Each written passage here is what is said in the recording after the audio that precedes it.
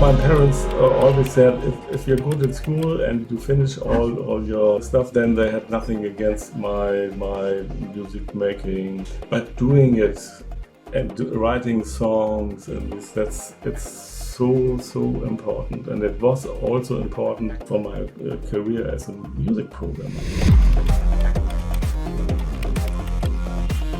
It's just more thrill, it's more energy in your life than doing statistical analysis, and I didn't care about the money. We had a band which made 6-8 gigs a month. Because as a musician, if you're not so successful, it's very hard. And then I decided to write a music program. The guy comes in and gives you a music cassette. I want to thank you for that invention of the IPS. That's the why we are doing this. Hello everybody, this is Ray Williams. I'm here with another edition of Meet the Developers today. I'm very happy to have an old friend of mine from Steinberg days, Werner Kracht, and he's here from Hamburg. And Werner, how are you doing, my friend? I'm fine. Yeah, I'm actually in my countryside house here in my music room, and yeah, it's just fine. Yeah. And a lot of people would not know, but of course I know you've been at Steinberg from the beginning. You are one of the core key programmers that gave us Pro-24 and Cubase and all these great things. And today we're just going to take you back a little bit, look at your career, look at your life, and look at your legacy, because you've been somebody that's made an immense contribution to how music is made. So, and I have to admit, I'm a little bit of a fan of yours. So forgive me sometimes when the adulation pours out, it is sincere. So tell us a little bit about yourself, Werner. Are you still playing music today? Yes, I just had a small session with a friend of mine who lives half an hour away, but we just improvise. Right. So, but I get my guitar and then he plays drums and then we play together. That's what I normally do, and sometimes I play alone, also with my guitar and with a specialized Cubase version, which has some additional features that the common user does not have. Especially made by you. Especially made, yeah, you can do that. I have a special role at Steinberg. I can do that, and then I have a special version. I see. I'm sure a lot of people would like to see that. I guess that's tailored more for live performance. Yeah. It's actually, yeah. There are some features in Cubase still in there that we but never made it. For example, the chord track, when we designed the chord track, we had two approaches. The first approach was just take a track, and the track is changed live. It reads the chord track, and all the notes change live with the chord track. And the other approach was to compute the changes, and that's the approach we took actually. But the approach that it can be changed live actually is still in there. So in this case, when I play a chord on the guitar, my playback follows. You see? Amazing. But yeah, and this is one of the aspects of my specialized version. Okay. So we learned something today, kids. Yeah. All right, take me back now. Let's go back. Okay. Where were you born? You're from Germany, but which part of Germany? It's Hamburg. It's in the northern part of Germany, and I was born in 1953, so I'm 68 currently. Wow. And did you have a lot of music in your childhood, music in your family? Not really in my family. I love to hear music from the radio stations, and that when I was 4 or 5. I remember that actually.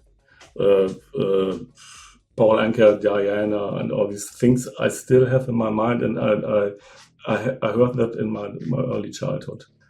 And I really liked the rhythm and blues, and I also really liked bossa nova. So this music was coming from German radio, English radio? What were the radio stations? Actually, it's English radio because we had these military radios in Germany, and we had American that came from Frankfurt, and then we had British forces radio, and that's on that station you could hear the Beatles the first time in Germany. Mm-hmm. Very interesting. Yeah. So were your parents the lovers of music as well? I mean, obviously as a kid it would have been them that were listening to the radio. No, we only had 20 records, I think, and they were all German, not the hits, and then a little bit of classic. So that's it. So where did you get exposed to the radio? In our living room. I had to when my father heard this British, there was a British guy in Germany, Chris Howland, and he played all this rhythm and blues stuff, and I really liked that. My parents told me later, and I think that's why I started playing blues guitar. From that radio station. It's amazing. Did you have a guitar as a child? My first guitar I got when I was 11 about. And then I started immediately with playing Beatles songs. And then the way is you hear Beatles, you hear Stones. That Stones is the rhythm and blues already more. Beatles, the early Beatles also. And then then you heard Cream, John Mayall, all these blues, and I got all the records, a tape machine, and tried to play that. And you were playing it by ear. You had your own system of just playing. Yes, only. You can only. I never read. I cannot read scores, or not very good. And I play it by ear, and then you learn it. And are you still using that same system? If you heard something new on the radio, you would still use that same system to improvise against? Sometimes I'm interested in the chords. What's this voicing? That's there are some artists that have very good or new voicings, and then I just try to find out what chord is that, and how do they make that? But when I play sometimes not chord based and not scale based. It's just 12 notes. It's the 12 tone, or sometimes it's also noise. Mm-hmm. Yeah. I see. I like the ring modulators, for example, plus guitar, and I have a MIDI guitar and a Roland guitar currently, and there you can make so crazy sounds. But when you try to play with these sounds, each sound is a new universe. When you try to explore it.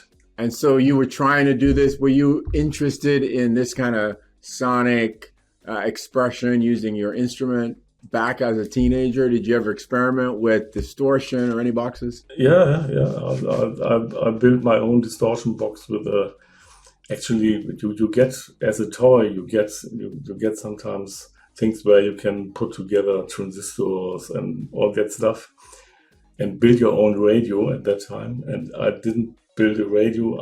I built a distortion box. So these were like kits. These are like kits you could buy. Yeah, with all the parts. Yeah. So you were a tinkerer as a teenager. Yeah, a little bit. Yes. Yeah. And did you build anything other than a fuzz box? Did you build something? No. I had friends that built me a amplifier because it was, but these amplifiers didn't last long. normally. When I was 16, then we had our first band. We played early songs from Fleetwood Mac and John Mayall, and then I've got an Vox 8030, and I still own it. Wow. From 1962 or something like that. Wow! Oh my goodness! That's got to be worth something now. It's priceless. You're in bands. You're 16, but your parents probably want you to go to school and become like a doctor, an accountant. What happens? Do you get to go to university? Yes, my parents always said if you're good at school and you finish all your stuff, then it's okay. And then they had nothing against my music making. Okay, so you did go to university. What did you study there? Yeah, you study music? No, actually not. I studied psychology, and I actually finished it also later. It took a little bit longer because we had I had always projects with rock bands, and we had a contract with our band, and then I delayed my finishing the university for 1 year. And then we went on tour and all that stuff. But at the end, it was not the breakthrough with our band. But doing it and writing songs and it's so important. And it was also important for my career as a music programmer, because you come into studios. You see how they work there. We had already a 24 track band machine in the studios, and how we worked that out with 8 tracks, drums, and how a song was made with these machines, with punching in and here, and you have to play the verse again, and when you know that, then you know also how a pop song is built, because it's sometimes the art of the recording is you can only record linearly in linear time, and all the section of a song, of a normal song, that's how musicians think. And I try to copy these, how the musicians are thinking, to the design of the program. So the Pro-24 was a 24 track tape machine, and you could very easily make your small sections on each track and copy them, move them, or transpose the section. And I tried to make that very similar to how the people are used to record in the studio. For MIDI, audio is another thing, but therefore it actually the model behind Pro-24 and in the end Cubase is a song-based. It's completely song-based approach behind it.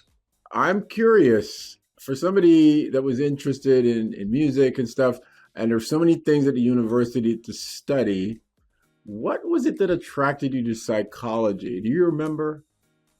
Psychology in Germany has 2 sides. You learn about your mind, how you measure intelligence, and what types of emotions you get, and on how the psychologists think and how they test emotions. And the other half is statistics and mathematical stuff, and I loved both. And I had you have to choose another, not only psychology, and I had another Fach, we say in Germany, and that was informatic. so computer science, and there I got the opportunity to write my own programs in the computer center there. And that's so sometimes some of my investigations I had to make in my studies. I just took the results and made some computations out of it, and just that's where I came more close to computers. Sounds like a major in psychology and a minor in computer science. That's only 1 year you can study these computer science, and then it's okay, and then you continue with the main studies in psychology. Yeah. Right. But the results of those studies and those surveys and the data collected in the psychological studies, you would need to process them using, I guess, statistical analysis on computers, and that's where that came in. So that was good building for you. So did you find it natural to work with the computers? Was that a sort of a natural transition for you? Yeah, it was absolutely natural. You had these TI Texas Instruments TI-57, and you could program it with 50 steps. With go-tos and that was my first actually programmer mini computer and I loved that. And I also remember something called a Texas Instruments Speak and Spell, which had some amazing technology as well around the same time. But this was the first thing I could program, and that was in the late 70s, I guess. And when I finished my university studies, then I had to decide: do I something with psychology, or do I make music? Because there was the chance to get a job as a psychologist, and I thought a few days: do I make it or do I make music? And then I decided to make music. But Werner, people watching this, and parents, don't forget parents, they would say, Werner, no, take that job, that's a safe job. And there's a little voice in Werner's head saying, hey, Werner, that's the safe job. So how do you choose music? What's making you choose music? How is that happening inside of you? It's just more thrill. It's more you live if you it's more energy in your life than doing statistical analysis for a pharmacy for I don't know what, but it's just not my thing. And I didn't care about the money, because as a musician, if you're not so successful, it's very hard. But I could give some guitar lessons in Hamburg, and I also we had a band which made 6-8 gigs a month, and that was okay for me. And then in parallel, I then started programming on my first computer, on the Commodore. VIC-20. VIC-20, yes. Now tell me about that. So you got a VIC-20. What did you think when you first turned it on? And what's going through your mind? When I first turned, I don't know what that you could write basic right into it, because it was an interpreter. You could actually write, and you had to put in the line number, and then you could just write a program and set go. And then you got this small manual for it, and yeah, it was amazing. And then I started actually programming in BASIC, because all the programs you could write when you started. They were in BASIC. And then there was a competition in Germany. Write programs for the VIC-20. And that started, I guess, 1981 or later. And then I decided to write music programs. For example, a tablature for a guitar, you could do that with graphical symbols, and then find a D major chord on a guitar which is tuned in open A tuning. You could input that, and then you got the points on the frets where you should play a D major and an A tuning. Let's make clear for the people that are born in 1995 watching this. We're talking about a screen that has how many characters across? 25? VIC-20, even less. And how many lines down? I think only 25 characters, right? And maybe 20 across. And then you could use the text to make pictures with them. That's what we're talking about here. Yeah. and we're talking about a cassette player where you could record your program to store it. Yeah. I gotta say, I remember writing programs on the VIC-20 as well. I had one myself. So you are starting to explore this at this time. How many other people are writing programs? Do you know anybody else writing programs like this? No one. I only heard rumors about Wolfgang Palm, because in one of the studios we did record our albums. He had the first hard disk recording system installed. That was the beginning of the 80s. And then I heard this guy is absolutely amazing. He's building synthesizers and he's building a hard disk system, and he's a very good programmer. And I know there were some people. And I think also Charlie Steinberg, I think he did not start with VIC-20, he started with a ZX81 or something like that.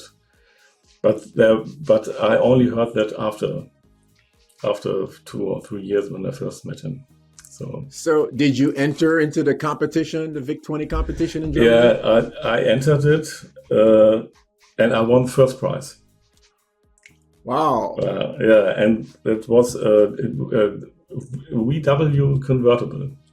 A real car? Like really? A real car, yeah, sure. And I sold that immediately, and bought the C64, including hard disk and printer and a 4-track machine for my recordings. Oh, wow! And then I started on this C64. The C64 was relatively expensive at that time. I think it was like 1,600 Deutschmarks. That's 800 euro, or maybe in dollar, maybe $1,200. And that's it for that box. Later it was 200 Deutschmark. Yeah. So now you've got the Commodore 64, which has 64K memory. It's amazing. So now you can do a lot more. What are some of the things you started doing on the Commodore 64? Yeah, then I started to writing sequencers, actually. Then I had a small sequencer program already for the VIC-20, and then I ported that. And then I wrote a program for the internal sound chip of the Commodore C64. And this program was 1983, I guess.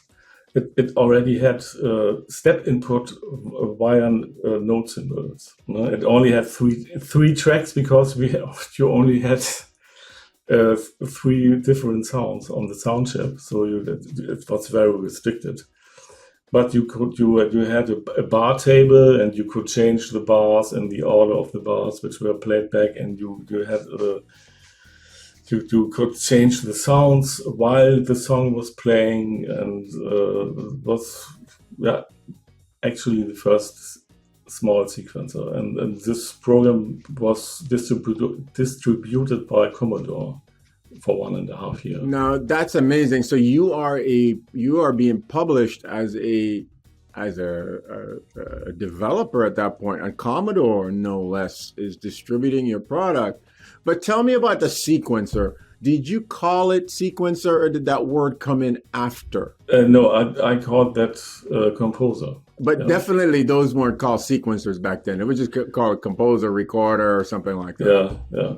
So tell me about the sequencer. Now, the sequencer is very well known now as a fancy recording tool.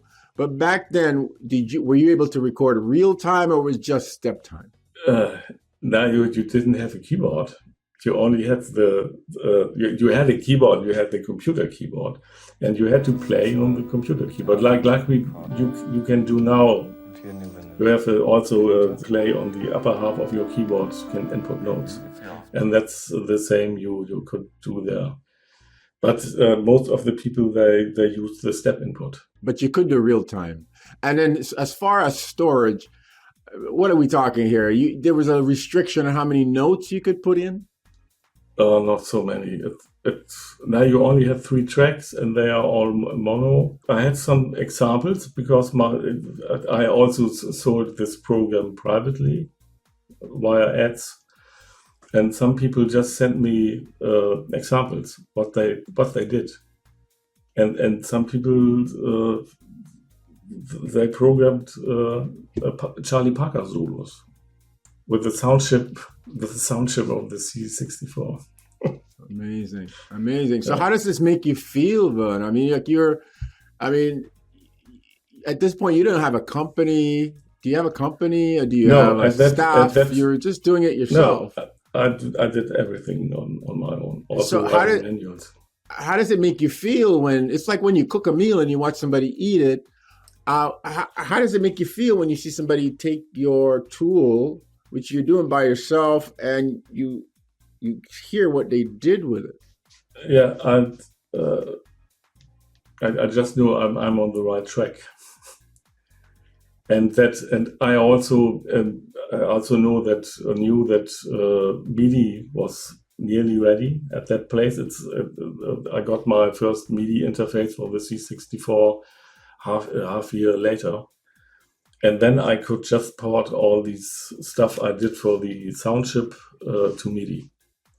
And then I had not three tracks, I had 12 on that. And then cycle and the master track and 2 sequencers, the one for the drums and another sequencer for melody instruments.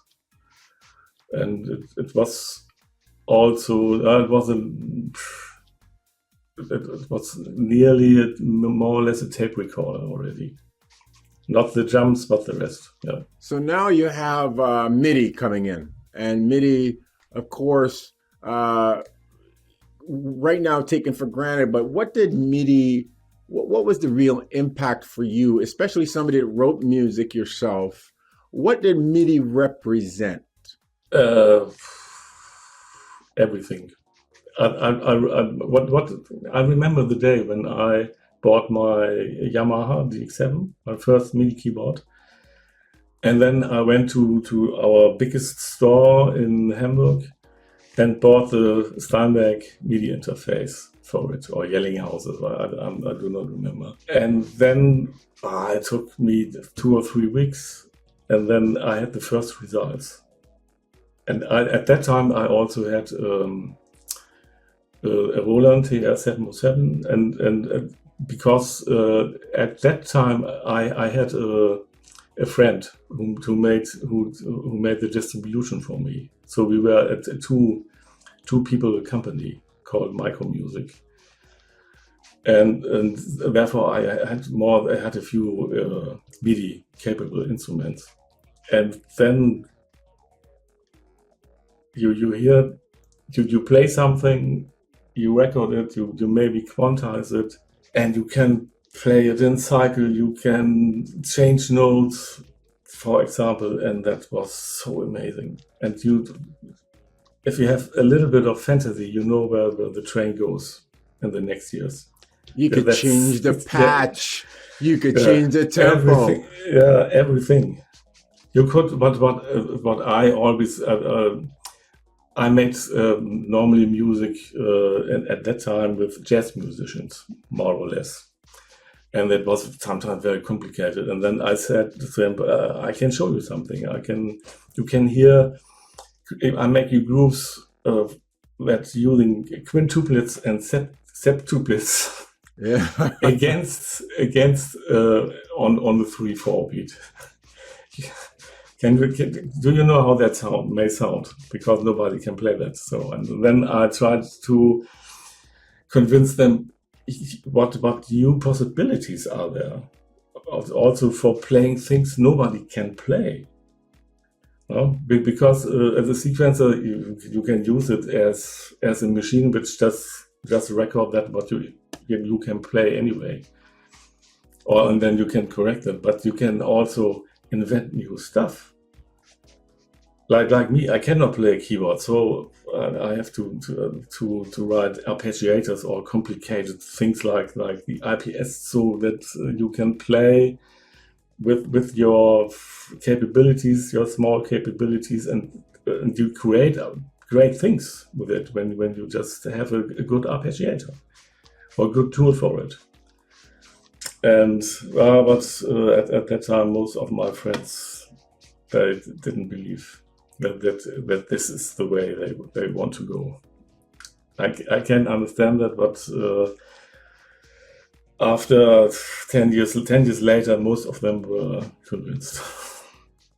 Especially when audio came out. I think that's the breakthrough for most of my colleagues. MIDI is a little bit nerdy.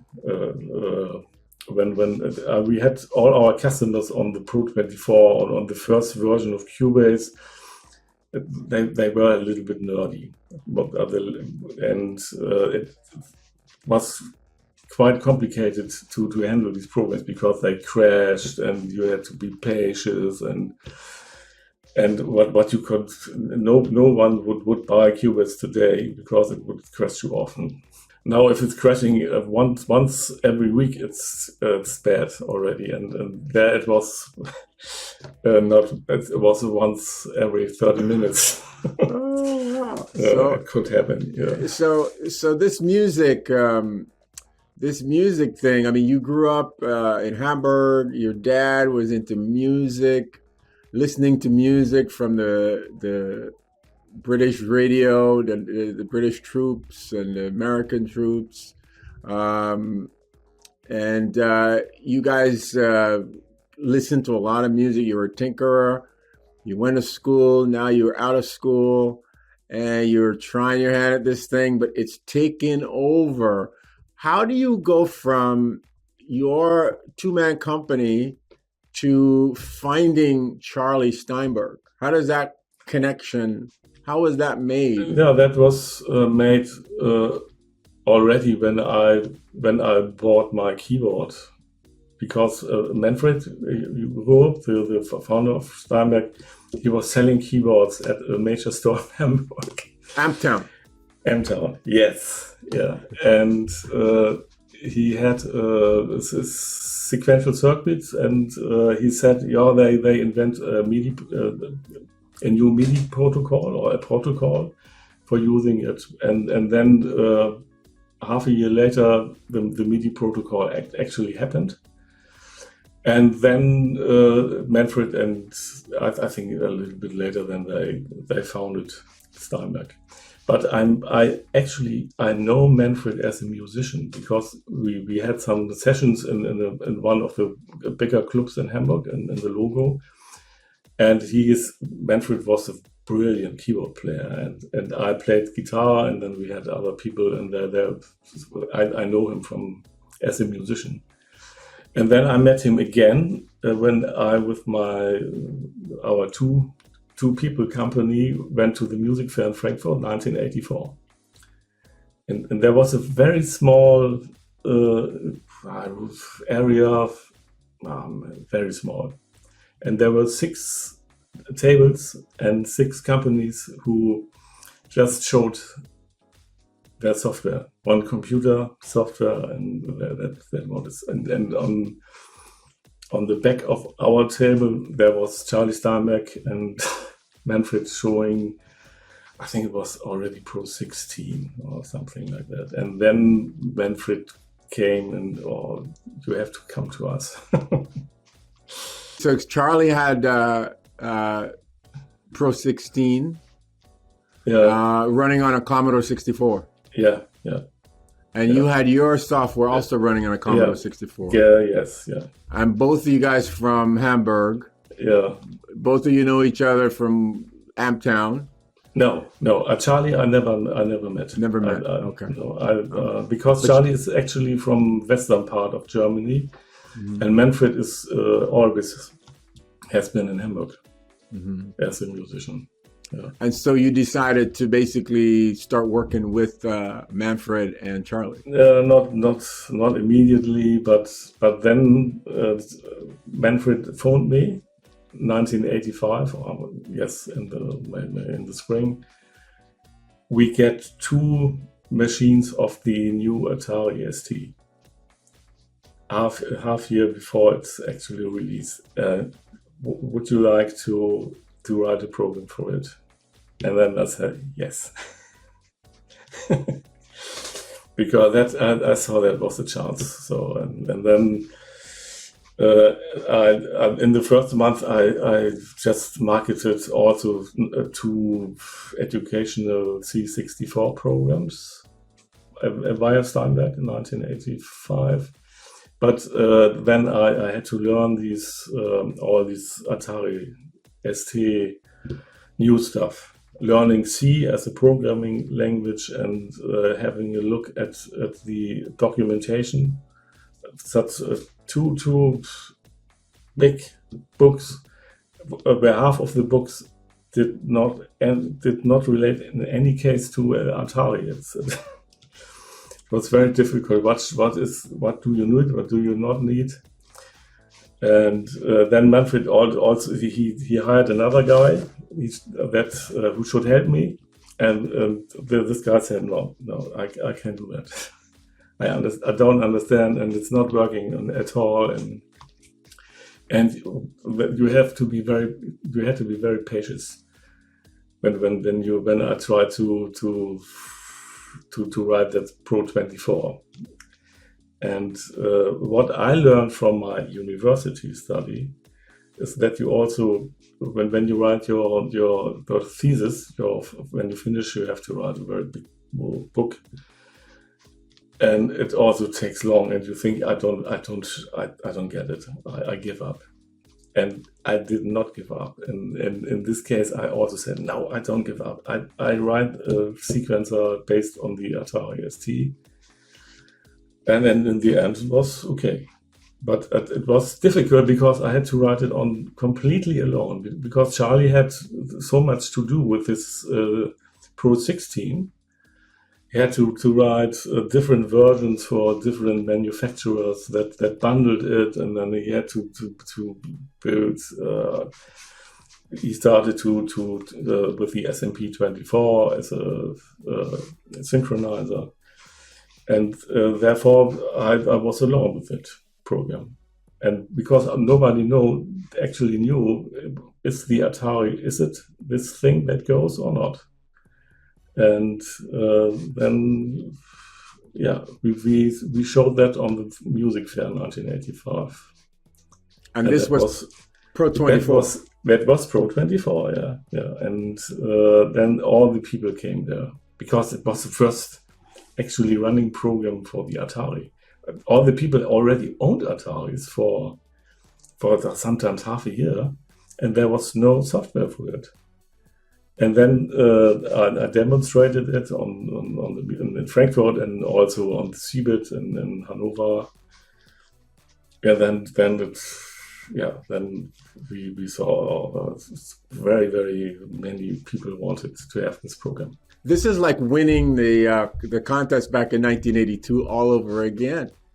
Yeah, that's winning the contest. Who is the first who comes out with the program for the ATARI? And this program was very successful. How did you know, how did you measure how successful it was from where you were sitting, like as in the programming side? How did you know what impact was being made out there? Normally, I only saw it sometimes when we got letters, because the people who bought it, they wrote letters. You had no email, you had no internet, and sometimes Manfred knew, because he traveled around all these trading shows, and he knows very famous musicians. And then he said, this one is using it, this guy is using it, and they make the keyboards of all the stock 8-bit Waterman things. All these keyboards are made with Pro-24. So, and we got a letter from OMD, for example, Orchestra's Maneuver in the Dark, and they said, "Oh, wonderful program," and we use it.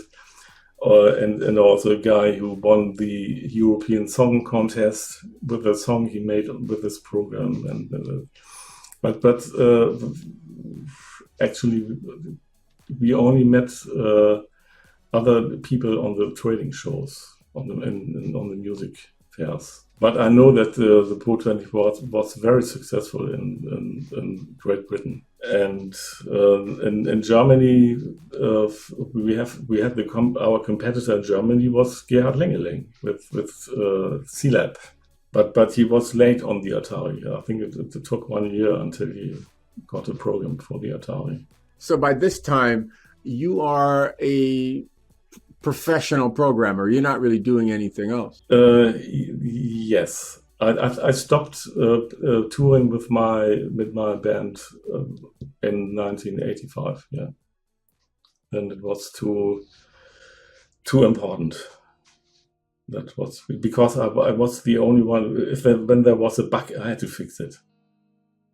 And when we released Pro-24, I wrote the manual. I made even the graphics. The only thing I got the help from Manfred's wife, who adjusted the lines. She lined up the buttons in Pro-24 so that they were all right in line. That's because I could not see that so good. And otherwise, I did everything. I was a tester. I was a programmer. I was the manual writer. And when there was a bug, then I had to fix it. So there was no one who could help me in the first years. Yeah, that's the one. That's the time where the one-man show programs happened. One-man show. The computers were getting faster. Then you had the Atari 1040. Mm-hmm. And you got a hard disk. That was also important. The first one only had disks. Floppy disk. Yeah, floppy disks. External hard drive. Yeah, external hard drives, yeah. Now, at this point, are you still making music? Do you still have time? Or because the programmer's life could be such full of long hours? No, that's sure. I played some of the demo songs for example, Cubase or Pro-24. I did privately. I'm curious about friends and family. What about your parents? I mean, what did they think? I mean, did they understand what you're doing? No. Then not only, it's fully okay that my parents did not understand it, but when I tried to explain what I did, even people in my age did not understand it. It was complicated. Now, so talk to me about what happens next. How did we have Cubase? Like, what happened? How did we get this thing called Cubase? Yeah, that was, I think we stopped Pro-24 in version 3 because there were some things in the model of the Pro-24 which were not extendable, and there were limitations, and it was difficult to rewrite that or to put that on top. And then I always said to Manfred and Charlie, let's do a new program. or let's make it better Pro-24, and we already had ideas. And then I said, okay, I don't do that alone. We should do that as a team. The next generation of sequencers will need a team.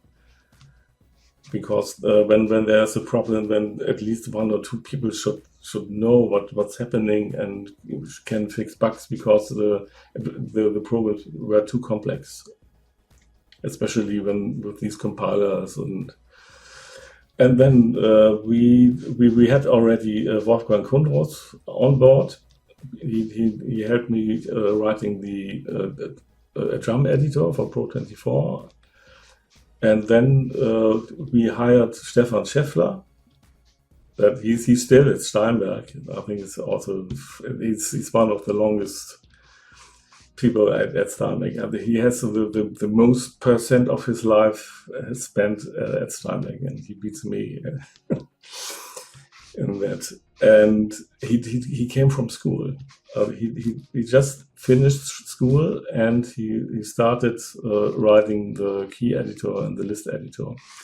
And then we took over the guy who made the score editor for Pro-24 for Cubase. And Charlie did not participate in Cubase, but he wrote MROS. That was a module or a component, you would say today, and you could use MROS with multi-programs. That was the clue. But Cubase as a sequencer is started by me and Wolfgang and Stefan and Chris Mercer, and later Michael Michaelis. That were the main programmers.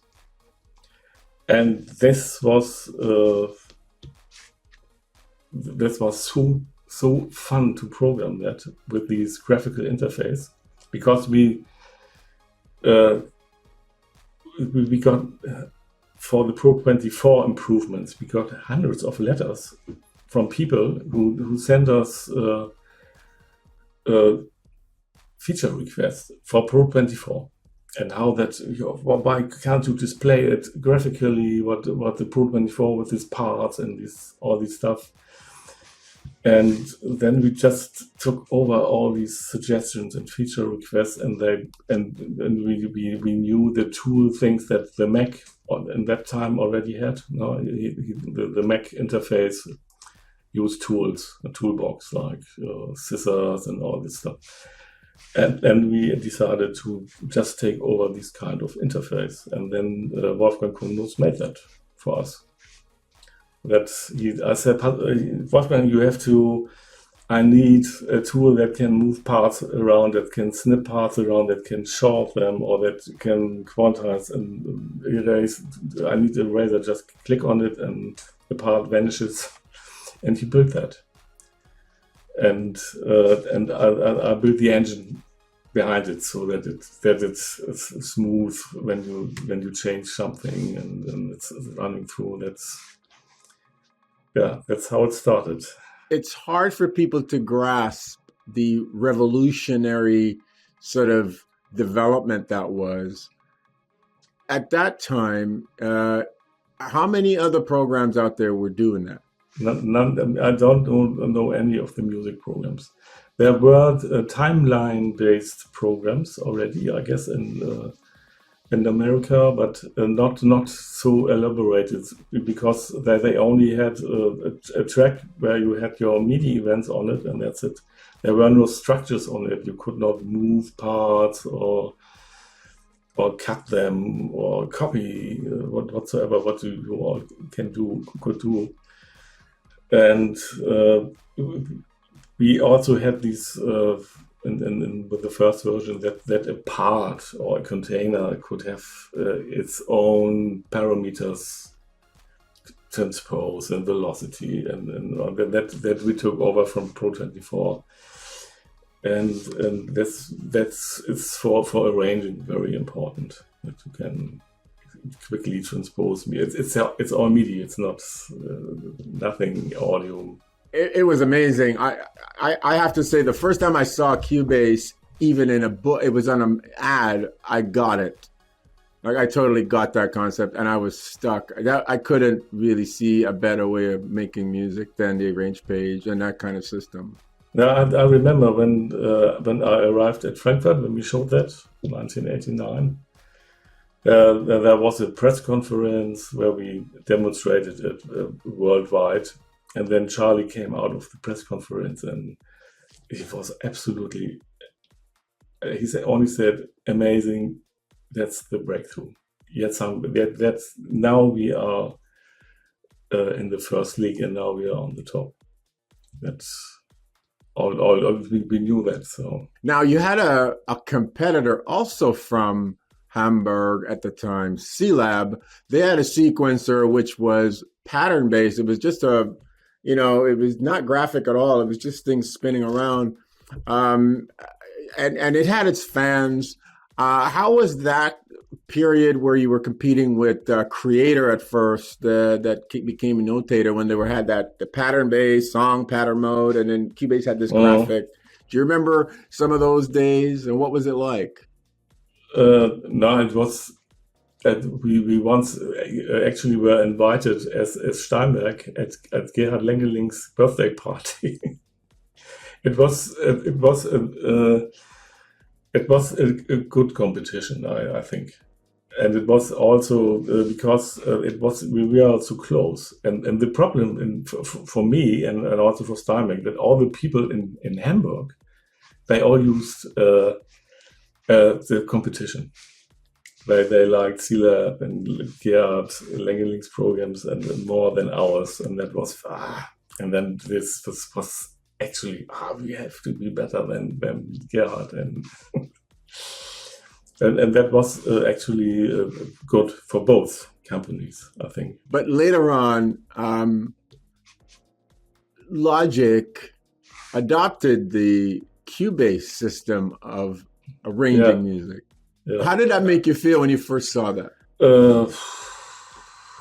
No, I was not surprised, because it's actually this concept is it's actually a good concept, and you can copy a good concept because you have no copyright on it. And I think Logic also they went a little bit further than we, because they had this more a tree concept where you could have parts in parts if you wanted. I think nobody did that, but it's in some things it had more freedom to arrange things. And they always had very clever and good ideas. Gerd is a very good programmer. Back in the early days, of course, quantization hit music like a ton of bricks in the 1980s with the advent of the Lindrum. And what just looking back on it, what was that? What was the impact of the Lindrum and quantization and that movement towards like perfection of timing? Yeah, it was a style, actually. It created a music style in the 80s of quantized music. I actually, normally I did not like it, personally. But it was necessary, I think, because we had. I met lots of people in that time. They were no keyboarder, and they could not play, for example, and they were not be able to play a tune. They had to put it by step input, for example.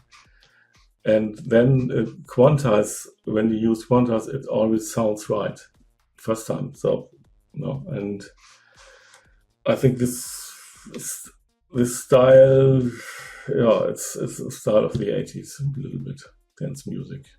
Yeah. Now, Cubase also introduced groove quantize, DNA grooves, and How did you look at that sort of development in the quantize area? Yeah, that was to actually I wanted to have more feel in the performance, and groove quantize.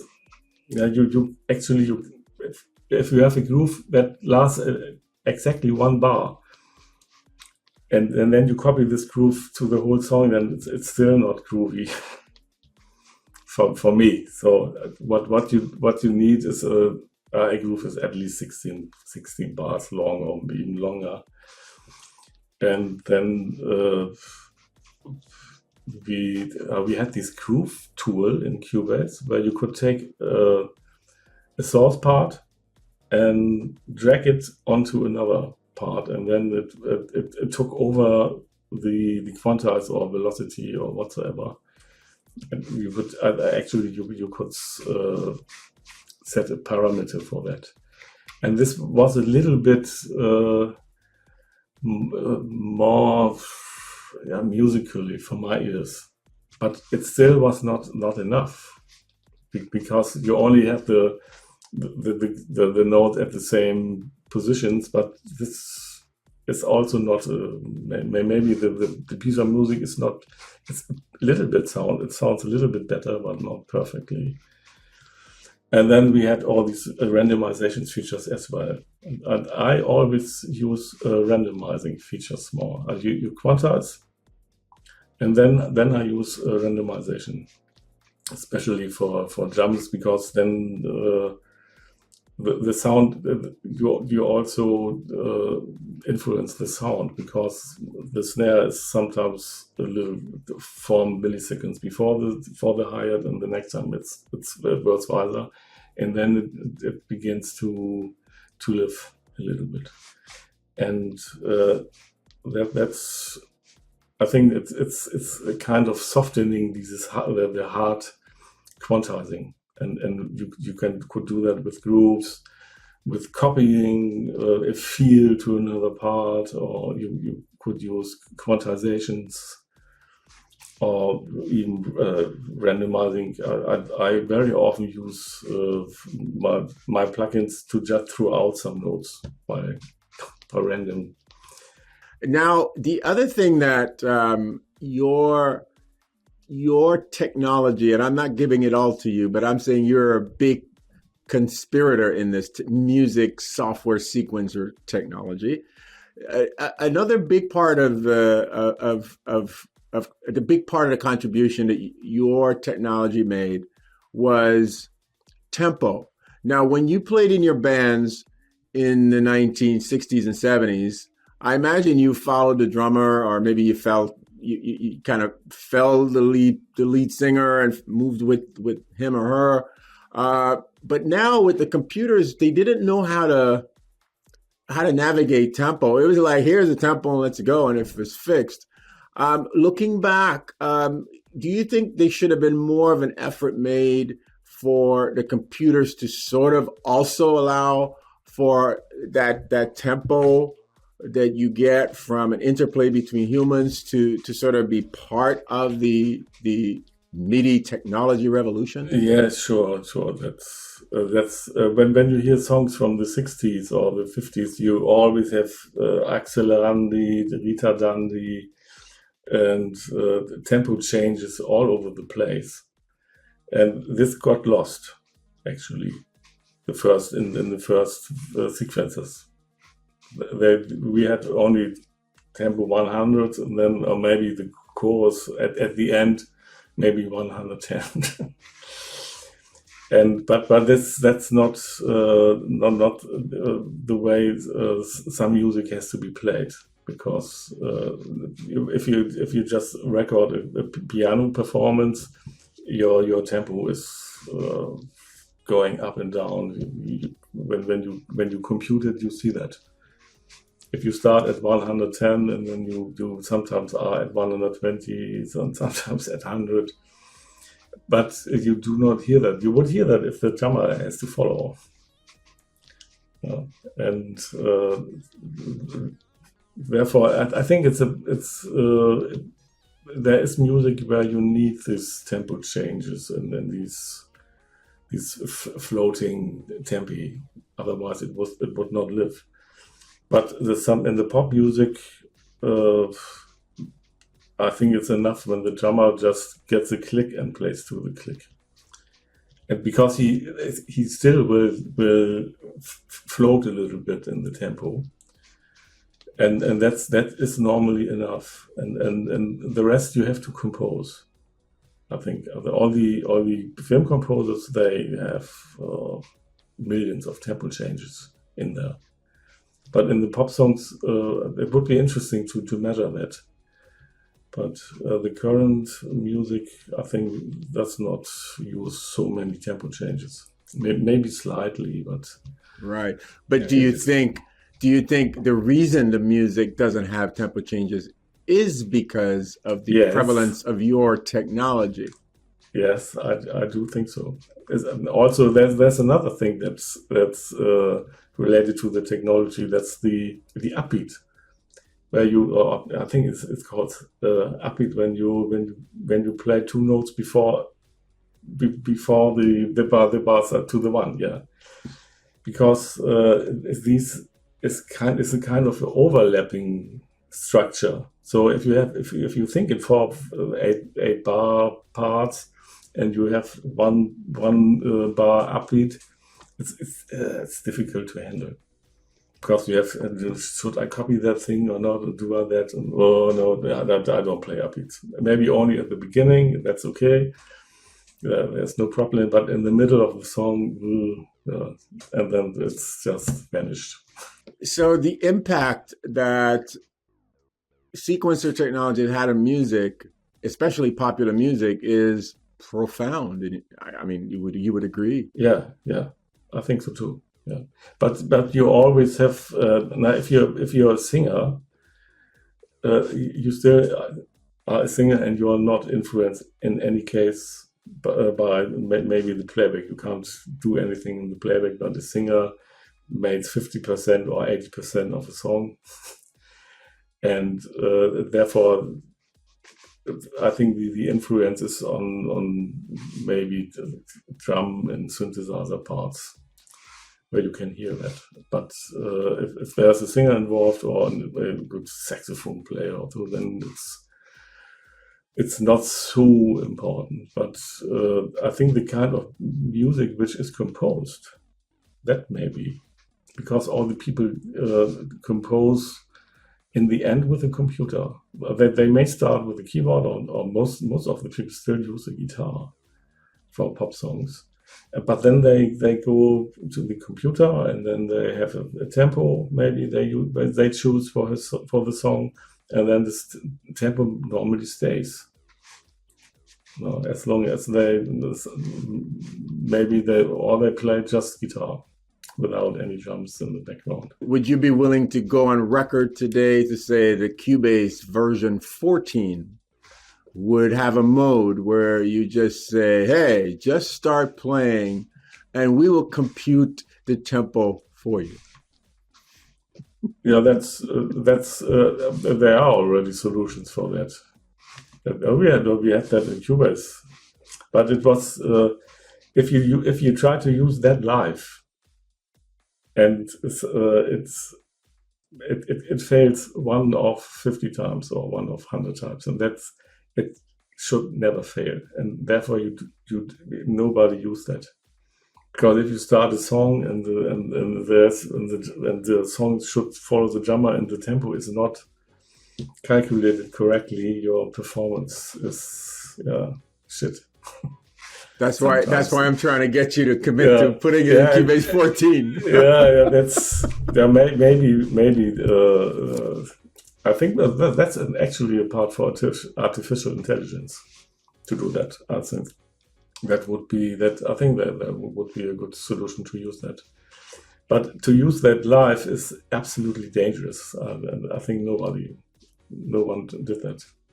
If you're recording in the studio, yes, it's okay, but not live. Especially when you have a drum machine which follows the tempo of the drummer and maybe percussion, and the tempo is it goes from 120 to 130, and in a place where it should not, then I would never do that.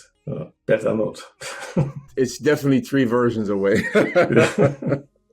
Now, one of the things you were responsible for within Cubase that I remember was the interactive phrase synthesizer. Speak to me a little bit about that, because I always wanted to get your take on it. It came out of your head. What was the thinking behind the IPS? That was a period, I think, at the beginning of the 90s, where the first programs came out, especially in America, from David Ciccarelli and other people who produced music on their own. So you enter the phrase, and then you press the button, and then variations came out of it, and you could hear it. The program, I remember the program M at that time. And then we had to look at all these programs and said, it's not musically what comes out there. It's a good theory behind it. It's a good mathematical model behind it. And yes, but the result is not good. The computer alone is not capable of doing that, and is still not capable. Even the new artificial intelligence songs that are made with it, they normally produce the resulting songs with living people. And if you hear what the computer plays, it's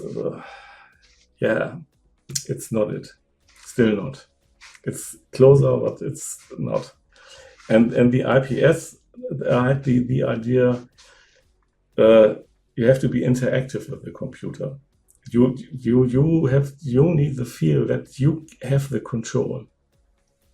If I don't play, machine should not play.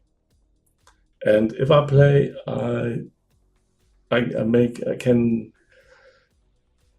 I know a little bit what happens, but not only, but I can always say no, that's not it, stop it and play again. And therefore these interactive phrase. And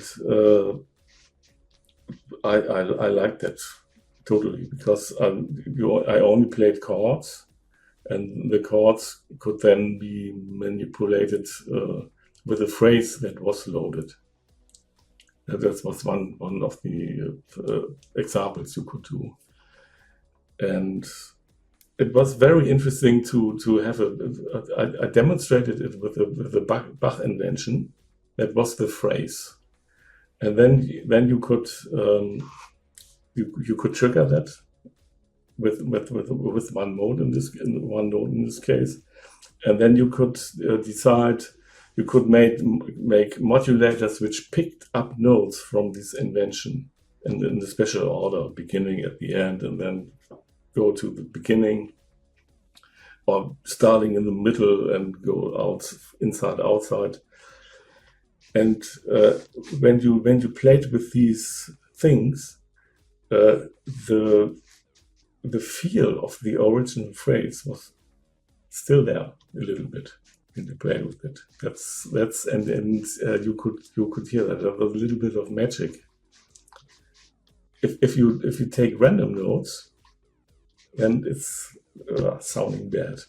Even if you just take a scale, a C major scale, it also is there's an order in it, and if you take an order and put a new order on it, it still sounds good. Normally, and when you then have the chance to play it, you choose your scale, and it takes over your notes that you play and not the notes that are in the original phrase. Then you could make very interesting things. I have a cassette. I became a cassette from a composer who wrote a symphony out of it with the IPS. Well, yeah, I would love to be. I'd love to hear that. I lost that. Sorry, I lost that, but I was. That's when you go to the training shows and that a guy comes in and gives you a music cassette. I want to thank you for that invention of the IPS. I made a symphony, and here's the result. You can hear that. That's the why we are doing this, writing music programs. That customers come and say, and it's like applause for a musician. But when I miss something as a musician, then it's the applause when you play the solo and the people. It's energy you get, and this is also getting energy when the customer comes in, because the IPS is a very crazy thing for most of the people. But if you learn to play with it, and you still have the control, it's not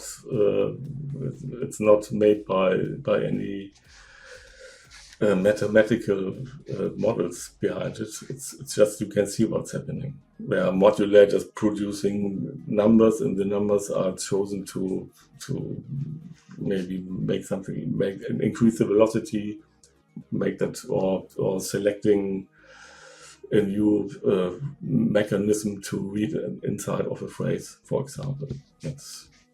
The IPS is literally one step away from AI.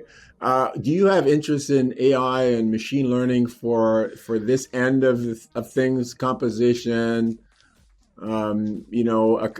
accompaniment? No, not personally. I have friends that started to do that, but that's a thing for our new colleagues that come fresh from the university. We already have some projects making dance rhythm by artificial intelligence, and but musically it's for me it's not. It's far away from being usable. I think when you are a musician, you want to have the feeling I did that. Sorry, not the machine did that. If you want to make money, okay. But if you feel as a musician, you want to say, I programmed that, or I composed that rhythm, didn't play that, but I composed that. But I do not feed a machine with the rhythm I like and then give me a result of the perfect rhythm out of it. That's not it for me. Yeah. So talk to me about audio. Because Cubase adopted this thing called VST, where it allowed in a native way for the program to record audio. How did that come about? Now, we started audio already with the Design engine, and this was a special format. And I think you do remember Mark Betcher. Yep, DAE. Yeah, he did that, and he died so early. That was just tragic. So yeah, and in parallel, Charlie and Stefan, they developed the VST engine and ASIO as our format, because the Design interface, that was not good enough for us at that time. And that was the thing where Charlie just put one level higher for Cubase. That was very, very important. And the standard is still there. As ASIO, all people need an ASIO driver. But audio, I was forced to program some things in audio for the VST 5 version that ended in 2000 about. I had to draw these matrix curves above an audio event and on fading. And actually we did things that in parallel already were invented for Nuendo at that time. Yeah. And I also what I do remember, we had a project with Wolfgang Palm, Topaz was it called, an artist recording system.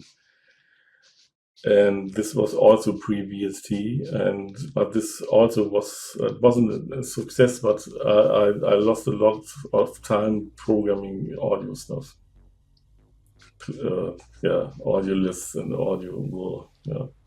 Wasn't. But the VST was a huge success. Yes, that was especially because we offered the first instruments, and we demonstrated it with Charlie's first synthesizer, Model E and LM4. Now tell me about that. Then you had the VST plugins. When you were doing that, did you think it was just going to be Steinberg? Do you think other people would do it? Do you think it'd become something that everybody would do? Do you think there'll be tens of thousands of VST instruments now? Did you guys ever conceive of that? It ever crossed your mind? No. When you start that, I do not. I cannot speak for Charlie in that case, but in the beginning, you never think about that it's such a tremendous success.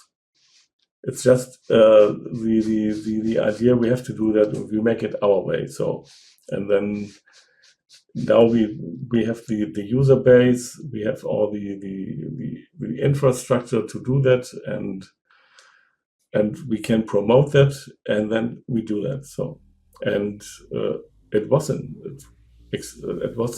a success. It was very, yeah. But now think about it. You know, Steinberg could have chosen to license VST and make money from it, license ASIO, make money from it. Why did Steinberg decide to just kind of open it up and let it out for free? I don't know. I did not do that decision, but I think if a standard should not cost any money. The only thing is that you have to get we have to allow people to use it. That's it. But I think we never got any money there. But ironically, you're also allowing your competitors to use it and to make instruments and so on. I'm just trying to get my head into the Steinberg brain trust at the time and see how these decisions are made. No, it's the propeller heads also did not take money for their interfaces.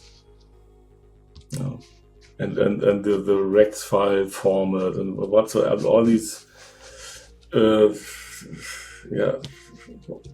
I think it's also not good for the image if you do that. Sometimes we made projects at Steinberg that were good for the image, but not for the cache. But at the end,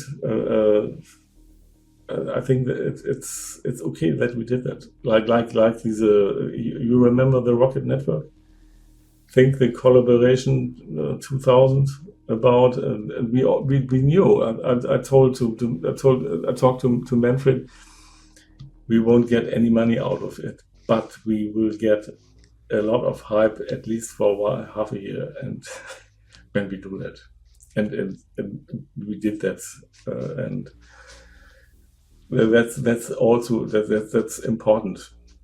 You can do that by ads, but you can also do that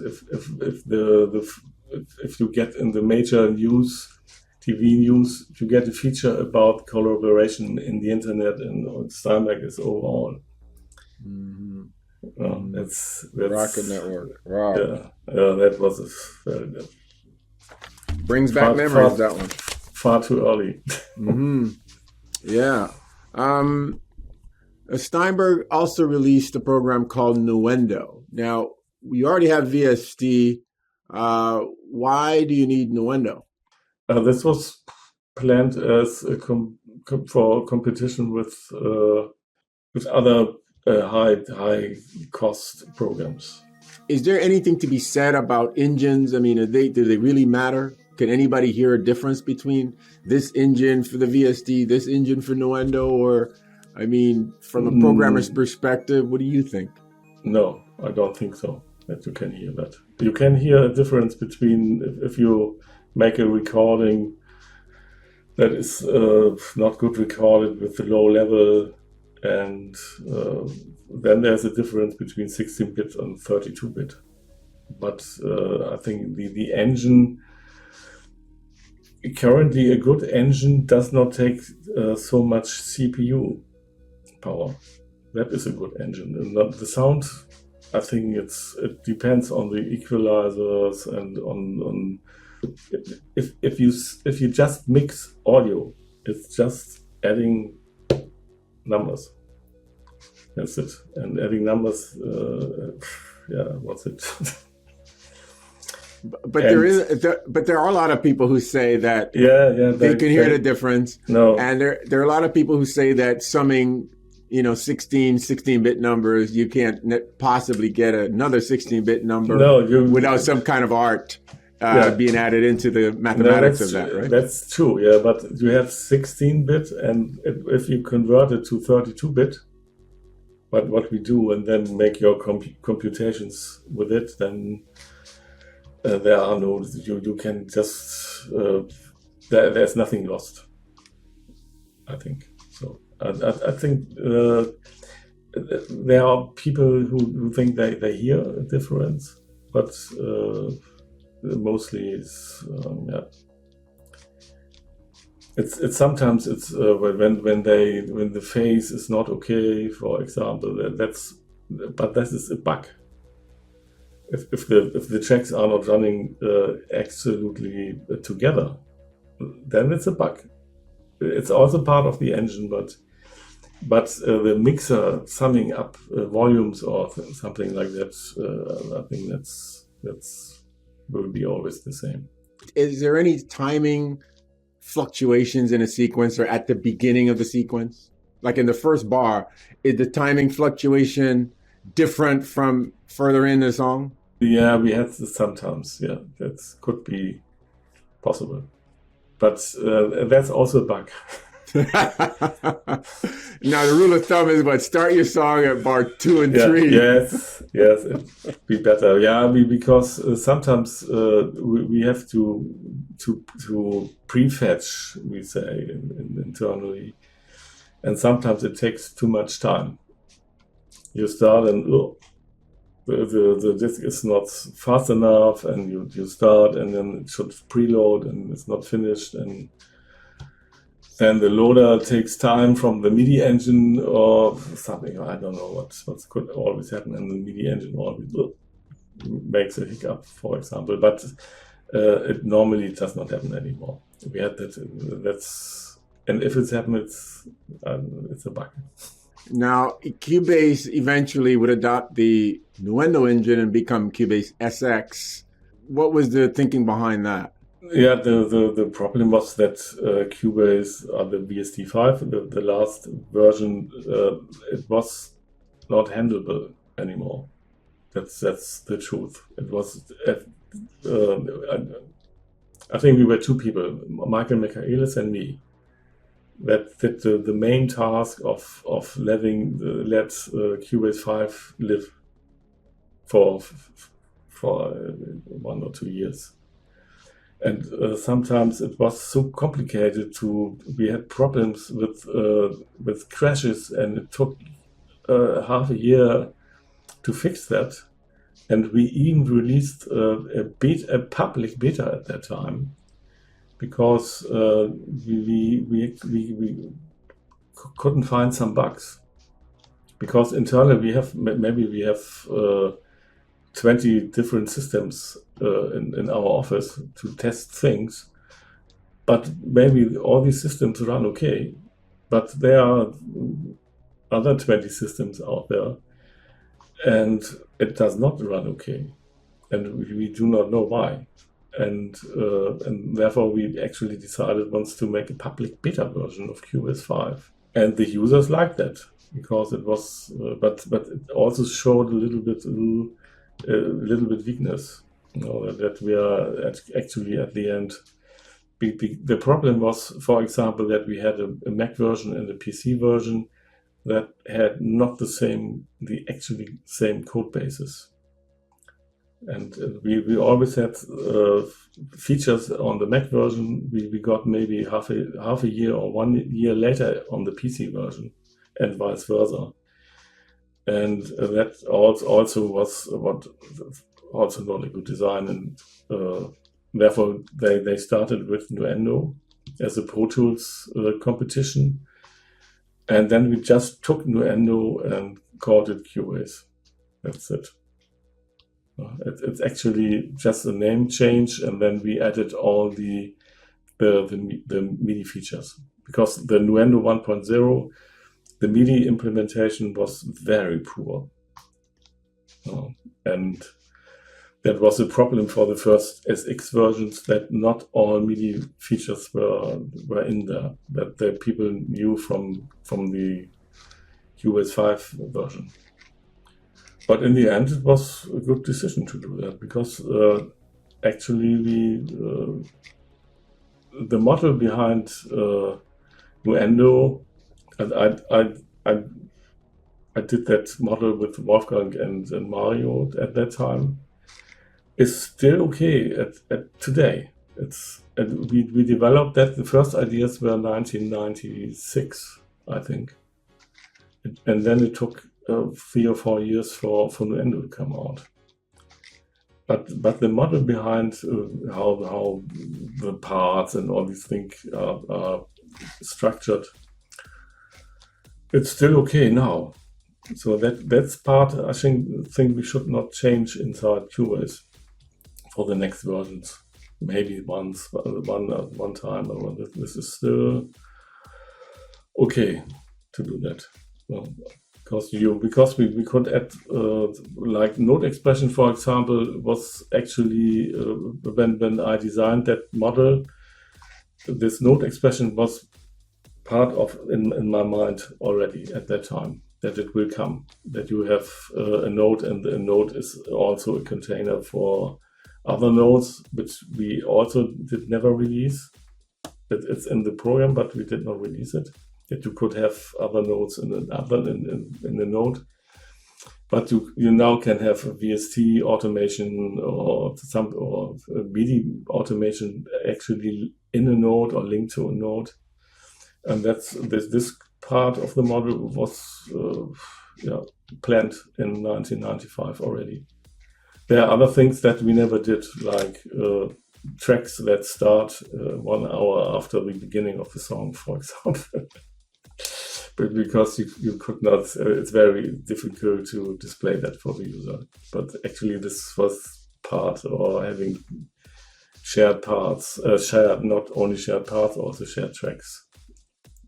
That's more than all. It also didn't make it once. How many features that are proposed for Cubase actually make it in? What percentage? Not so many. Sure, all the features that are proposed from the management, yes. But we know who the boss is. Yeah, I'm not the boss. I still have features that don't make it. As I told you, my specialized versions. Why is it that, first of all this sequencing power in the world originates in Germany, and beyond that, originates in Hamburg? 3 now of the major sequencers are coming from Hamburg. Just as a casual observer who happens to be in the middle of this and who's also from Hamburg, what could possibly explain this, Werner? All actually once were at Steinberg. Everybody, even Gerhard Lengeling. I don't know, that was before I joined Steinberg, but he also was maybe a few months a member of the Steinberg team, I heard. And so there is, that's a kind of family, and Studio One actually is half of the Nuendo team. Or the Nuendo main programmers are now Studio One. That's Wolfgang not anymore, but Mario still is Studio One, and not only him. It's more. I think 8 people at Steinberg did change position to Studio One, and the loss of Mario was because he wrote from the lines of code in Cubase and Nuendo. I think he wrote the most lines, and it's still working. So and I sometimes have to fix things that are not working anymore when we change the design somewhere. First of all, is it easy to get programmers in Hamburg? It changes from time to time. Currently, I think now we have always open. We have always vacancies for programmers. Are there good universities that produce a lot of computer graduates in that area? Yes, the people that come from a university, they are very good educated, but they have to learn things, and they have to jump into a boat that has its roots 25 years ago, and so it's not modern code, and that sometimes is it's an obstacle if they want, or they should work on the core of the sequencer, because it's so old code. But all these artificial intelligence or these very special audio plugins, and this is all working on the new level, and they can use all the new programming features and C++ 17 and whatsoever what's needed today. But our code, the core code, is written in the last century. A lot of code is written in the last century, and you have to still to use it. Yeah. Now, is it difficult to compete with the likes of Siemens, SAP, these kind of big German powerhouse companies? Yeah, sure. Salary-wise, yes. Because if you go to Siemens, I would guess you get double of it. If you are good, if you're a good trader, yes, yeah. But otherwise, currently, because we have the COVID situation, we have a new member in our team for 1 year, and I couldn't meet him. That's very, very real. And most of the people, they stay at Steinberg because of the atmosphere. Because it's there. Even we have a lot of musicians that play in bands, and that's and people that make music. They're a little bit open-minded and have other things that they think they are important in life. It's not only the money.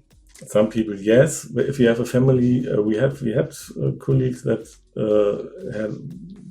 had a family, and they said, "Oh no, it's not enough money. I go to the competitors," and that's.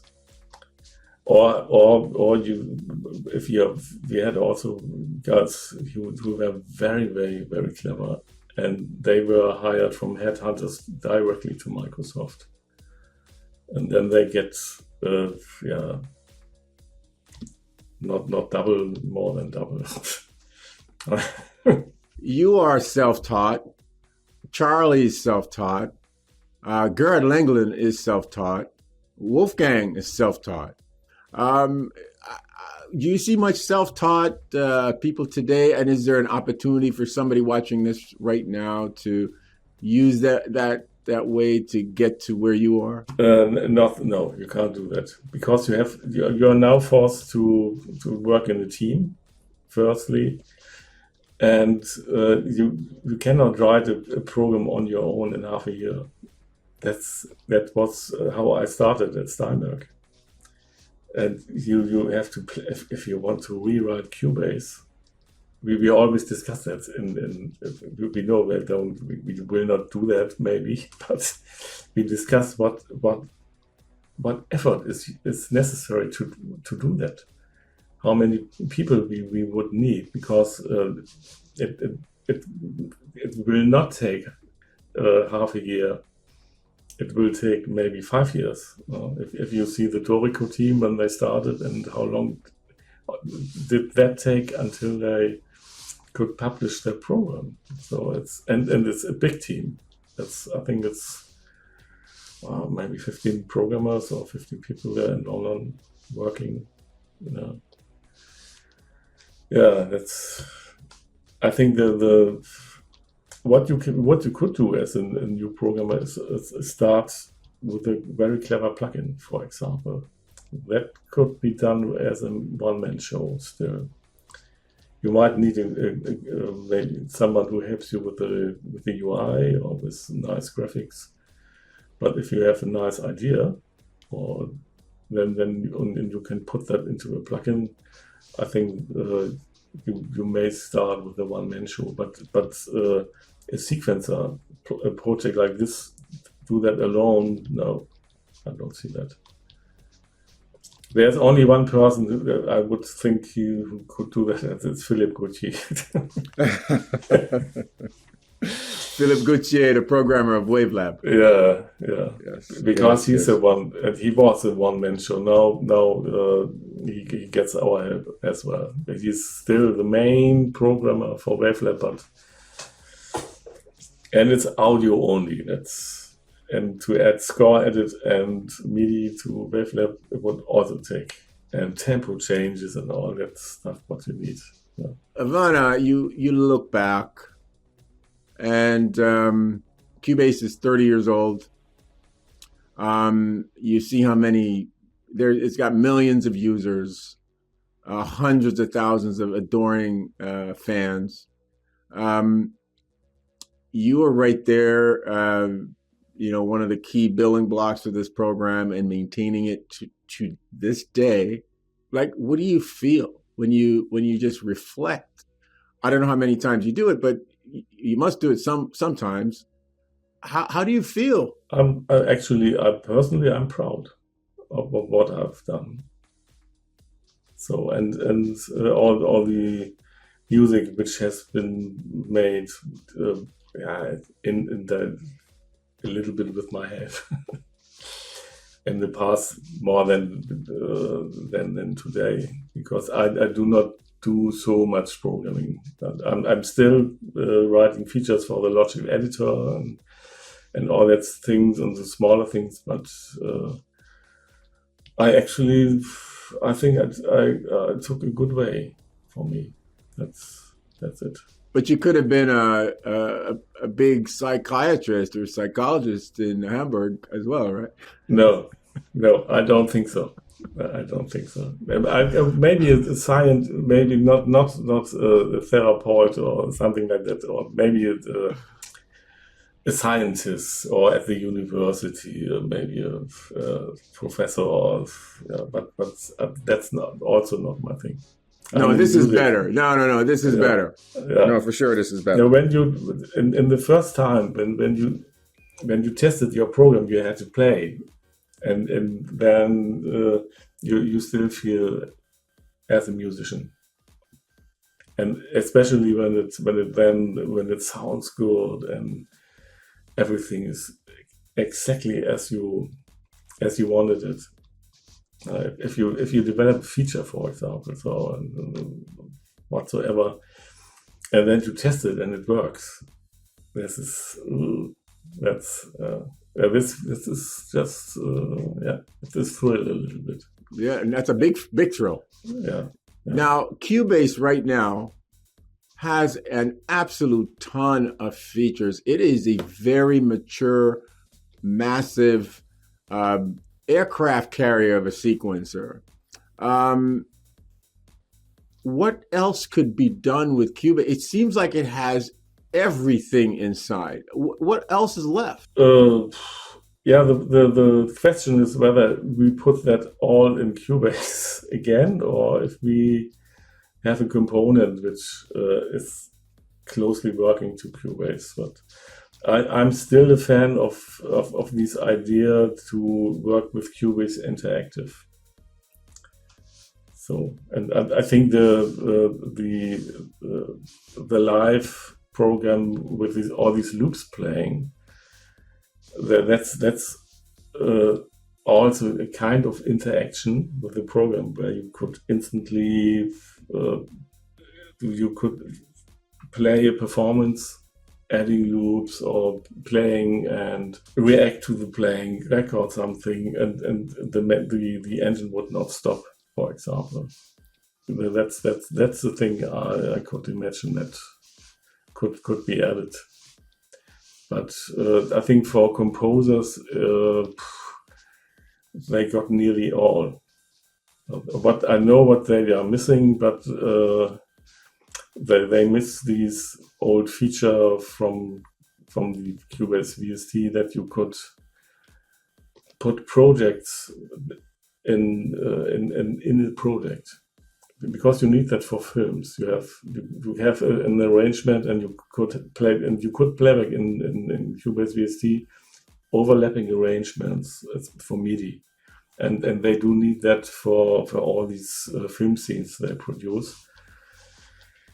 And that's one of these features which are very hard to add on the model of Cubase currently. So, and maybe it's if we get a very clever programmer, he once will add it. That's feature request comes since 20 years, since beginning of Nuendo. We need that. Yeah, but it's a small group of users. That's the traditional film composers that get their scenes, and then they make their small compositions, and then they have to line it up, and starting with the tempo in one arrangement and another tempo in the other, and they have to overlap, and that's, you can do that by mixing it, but it would be better if the model in Cubase could handle that. Now, a lot of people would be surprised that the actual core feature programmers of Cubase is not a large group. Roughly how many people, and I'm talking from the early days, how many people really had a hand in most of those features, like right up to SX? SX, it's hardly to say, maybe 10 mostly. But we have groups of people who just program frameworks like graphical interfaces, but this is a part or something like this, but this is a part which has nothing to do with music normally. It's just having a framework which can be used on Mac and on PC and on the new Mac version as well, the new processor. But the core features where the music and the audio is playing, that's not so many people. We have a team that's called the music team, where I'm also part of it, and we have to do all these things that have to do with music, scales, parts, MIDI tracks, instrument tracks, and currently we are 8 people. That's not, and there are other groups, but they more make audio but these musical and composer features, that's only maybe 8 to 10 people. But there's we have manuals people and testing people, and they are also, there are more than in former years. Right. Lots more. Right. Yeah. Right. But the core music guys is a small group. I think the people outside, they think that we have 20 or 50 people, and the backup from Yamaha, all the people come over from Japan and help us, and that's not true. We have one Japanese guy in our team, very nice one. and he programs with us, but it's not so often that someone from Japan comes. And normally they only stay 3 years and then they go back. Now, as you know, IMSTA, we've been preaching this message of, buy the software you use, supporting our community, supporting the developers. Just give me an example of, like, especially when you started, how was it to make a living making software back in the Commodore 64 days and compared to like now? And how do you feel about that IMSTA message and how difficult it is, of course, for us to do it? And, what's Werner Kracht feeling on this? Yeah, I think this is so important to buy the software when you use it. Because in the beginning, as I told you, the programs were distributed on music cassettes, on an MC, and you just could copy it. Take your cassette player and just copy the program over. That was it, and the people actually did that. And also the floppy disk from the C64, there was also a copy program, and I bought a copy protection program for this C64, and it only works 3 or 4 months, and then there was another program which could crack that copy protection, and so I made 3,000 Deutschmarks in half a year. That's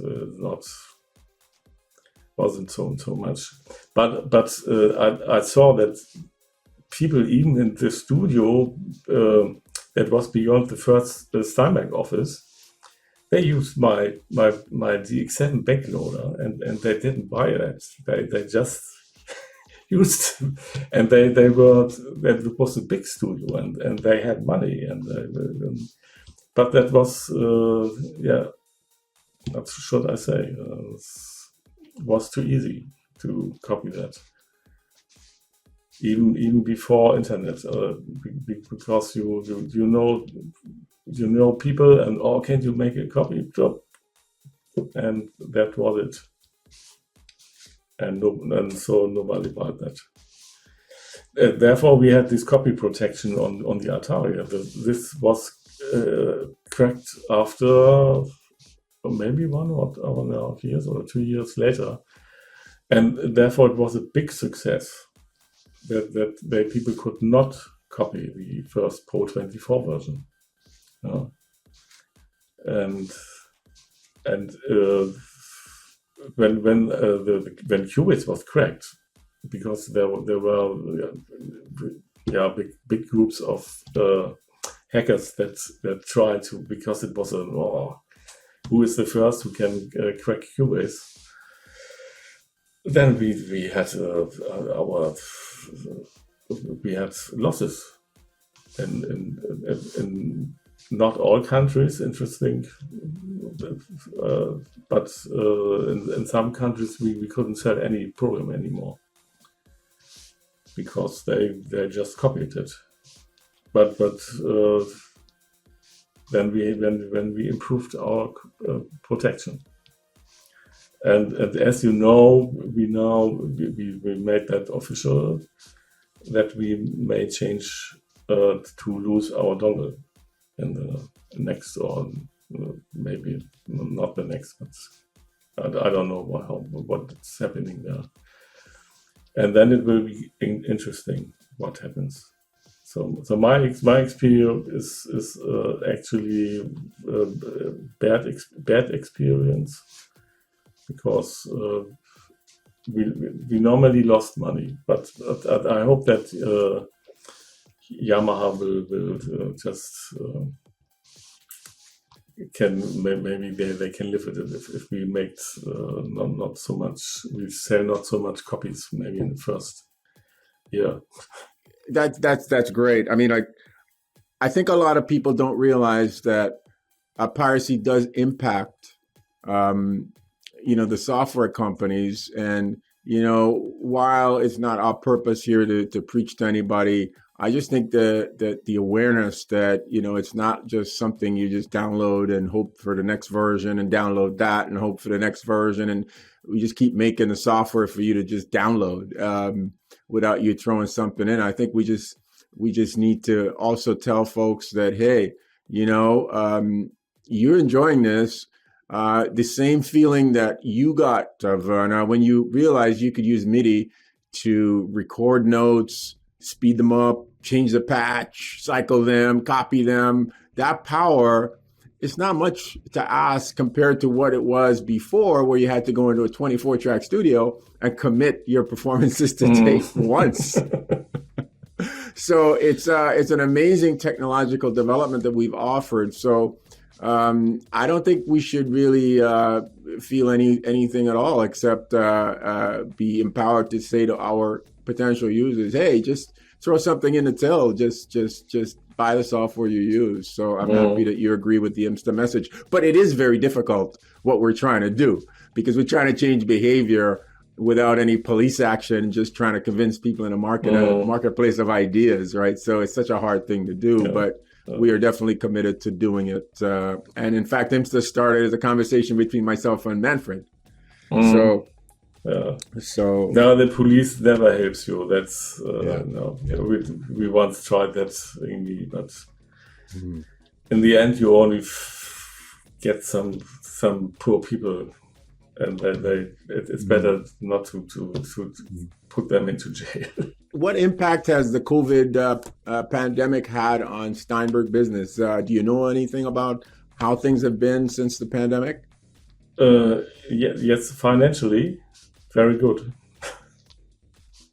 But because the people stay at home, and they said, "Oh, I have Cubase LE now.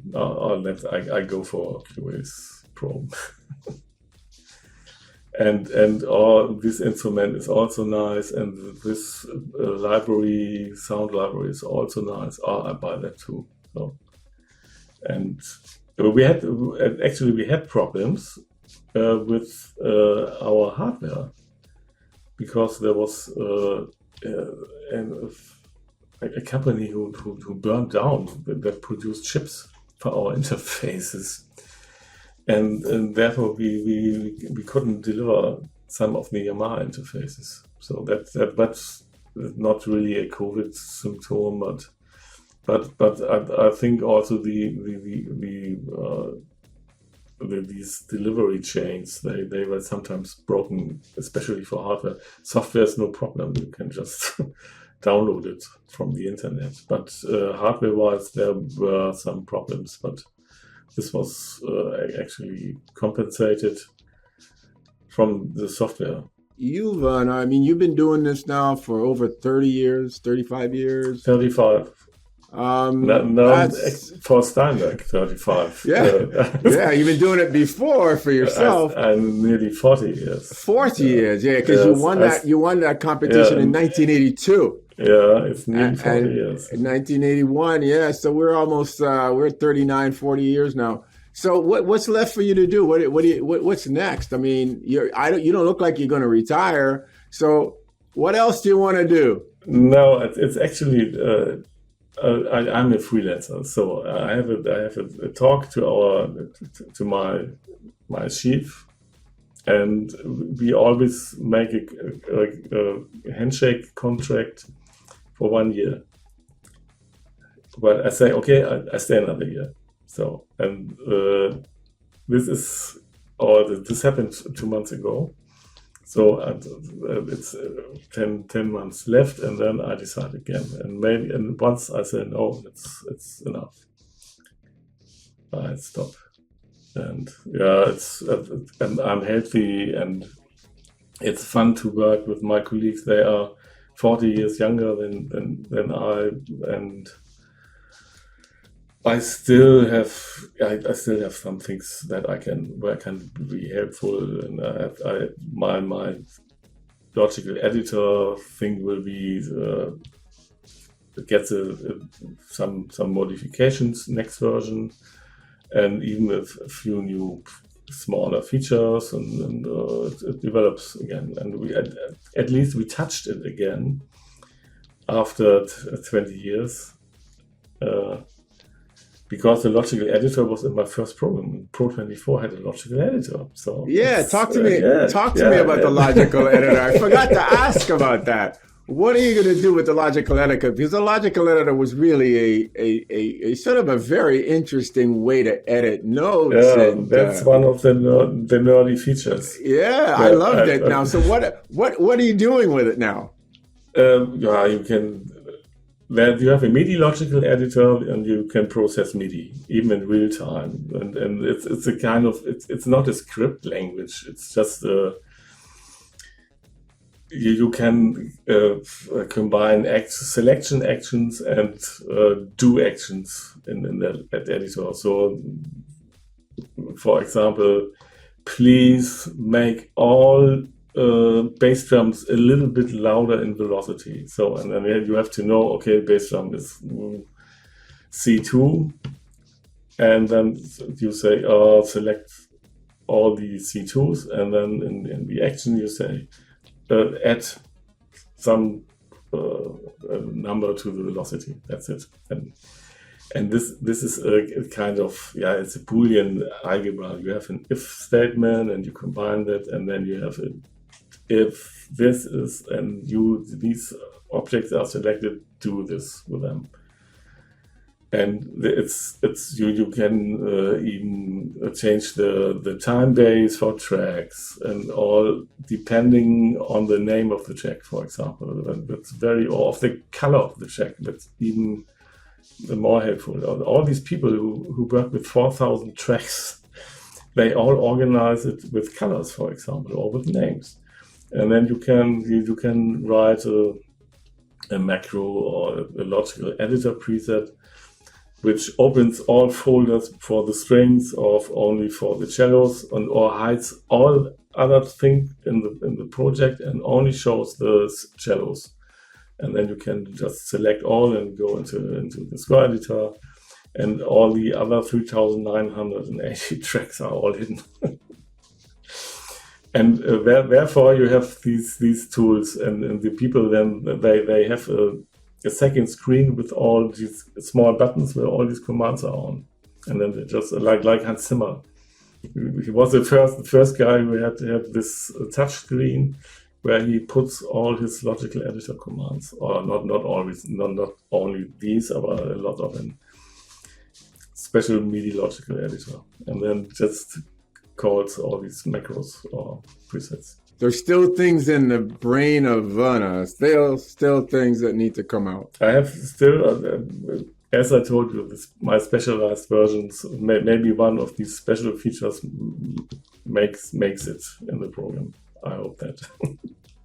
Well, I would like you to really give some thought to the tempo idea of, try to finally make a sequencer that would adapt to the tempo of a rubato input to some degree, with some elements of adaptation and processing and adjustment, but also a tempo map that is not scalar, not individual in terms of its tempo, but it's all relative based on the first. So it's just a series of ups and downs from a beginning tempo, and then you can copy and paste and export tempo and manipulate it and multiply it and divide it and stretch it. And so I'm laying out that challenge to you, sir, for the next 10 months to give that some thought.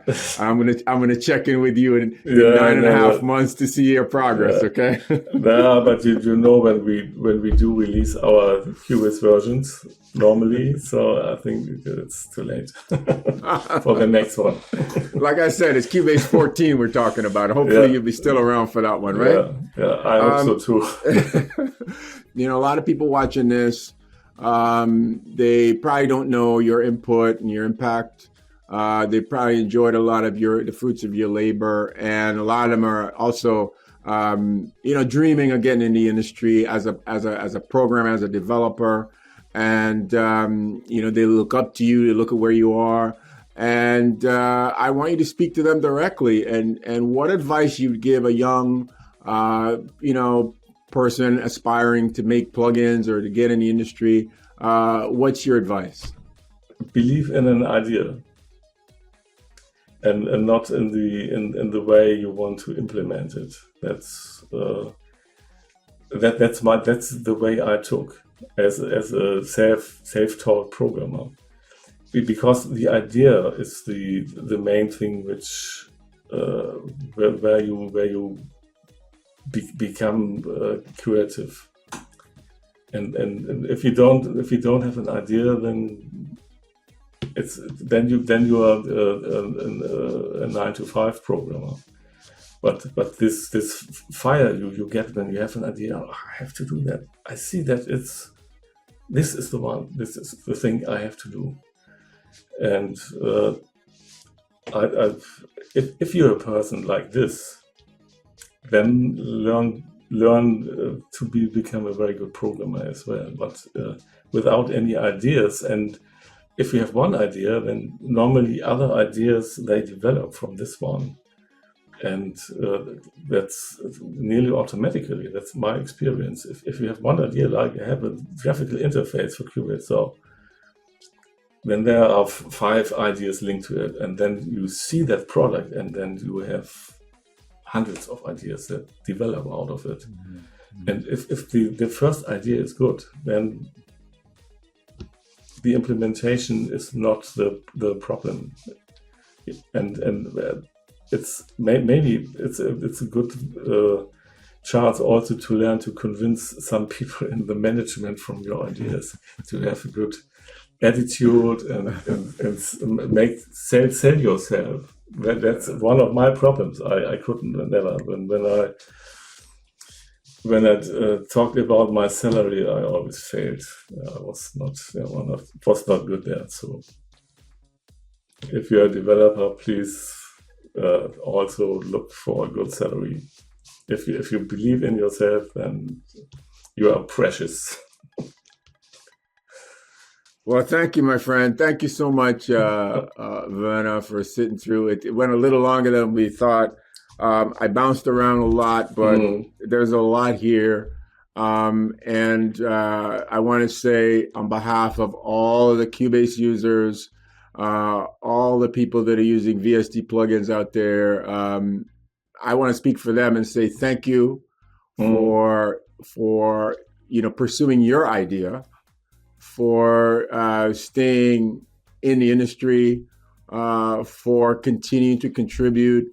And, your impact is way beyond where you actually even imagine it is. It's worldwide. It's millions of people.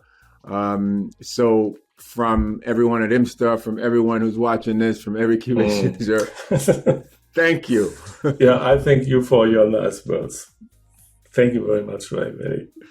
You're very welcome, man. Yeah, I don't hear that too often because some people at Steinberg just don't know me. That's because of your low-key approach and your inability to sell yourself. Yeah, yes, that's my big fault. Yeah.